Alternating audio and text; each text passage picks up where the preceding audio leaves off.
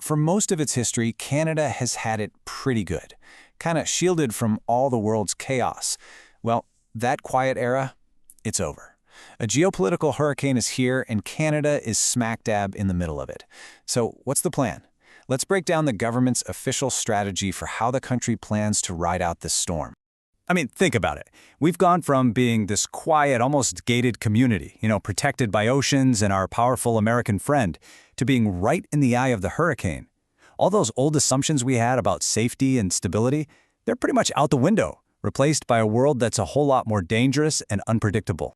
So that really is the question, isn't it? How do you survive a hurricane? Well, the government believes it has an answer.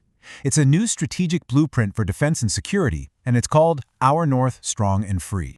Okay, so the plan is basically built on four main pillars.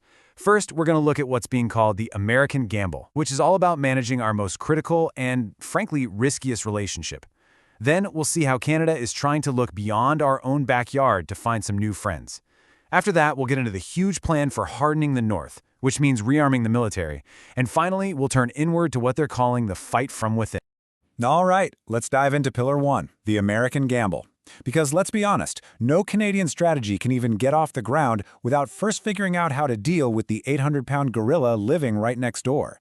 And the biggest flashpoint is just around the corner.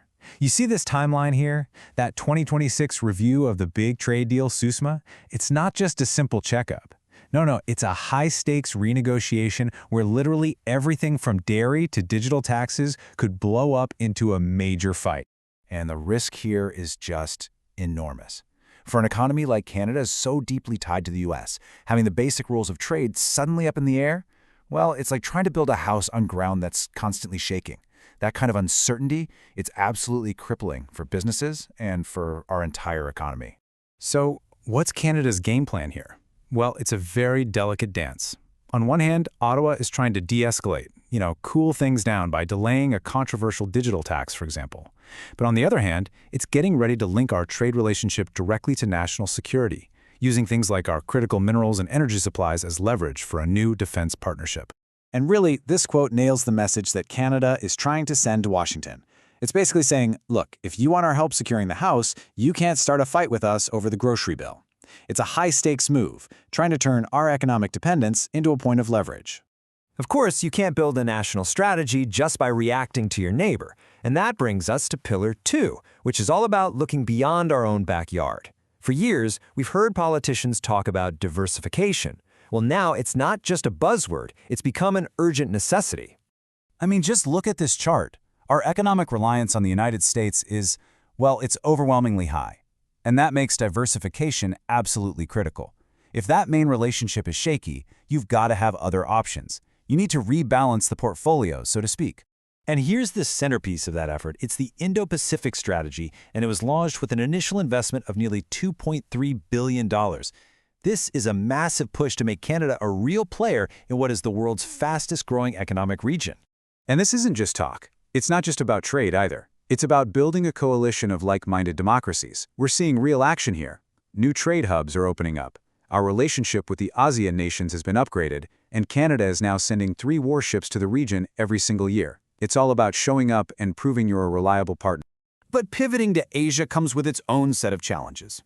Our allies in Europe are distracted, and adversaries like Russia are getting bolder with this thing called hybrid warfare.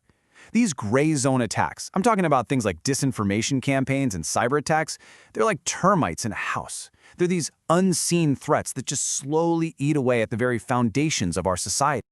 But new alliances and trade deals don't mean much if you don't have the muscle to back them up. And that leads us straight to Pillar 3, a massive, multi-billion-dollar push to rearm Canada for a much more dangerous world. And the numbers are pretty staggering. First up, an injection of an extra $8.1 billion into national defense over just the next 5 years. But that's just the start. The total new investment is projected to be $73 billion over the next 20 years. That's a huge number.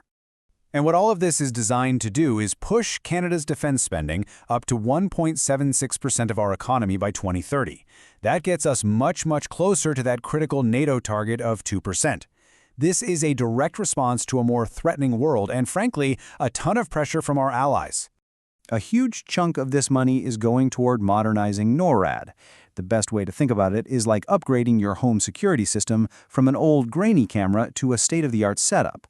We're talking brand new over-the-horizon radar to watch our Arctic approaches, which basically gives us the ability to see threats coming from thousands of kilometers away long before they ever get close to us.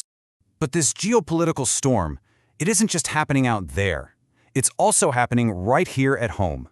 And that brings us to Pillar 4, which is all about securing the country from within. And this is where things get really, really complex. One of the most urgent threats is something called foreign interference. This is when hostile countries actively target communities inside Canada and try to secretly influence our democracy. Our own intelligence agency, CSIS, is warning that these activities are sophisticated, they're persistent, and they are getting worse. So the government's big response is a new piece of legislation, Bill C-70. The idea is to put up a new shield by making these acts criminal, creating a public list of foreign agents, and giving our security service more power to investigate these threats. And on top of all that, you have an asylum system that's at a breaking point. It's been described as a funnel that's getting clogged. And that's creating real social tension and even raising national security concerns, vulnerabilities that our adversaries can actually use against us. All of this forces Canada into a really difficult position. It's like walking a tightrope. On one side, you're trying to balance our long-held tradition of being an open and welcoming country. And on the other, you have the hard, cold realities of a world where borders themselves have become a geopolitical battleground. So, what does this all add up to? Well, it adds up to a Canada that is finally waking up to the new reality. The strategy is pretty clear. Manage the volatile U.S. relationship, diversify friendships over in Asia, rebuild the military, and harden our defenses here at home. It really is a blueprint for a more assertive and self-reliant nation, a shift from just being a passive observer to becoming an active player. But, and this is the big question, in a world this chaotic, where the ground is constantly shifting underneath our feet, the ultimate question remains. Canada has a plan, yes, but is the ship they're building actually strong enough to navigate the coming hurricane?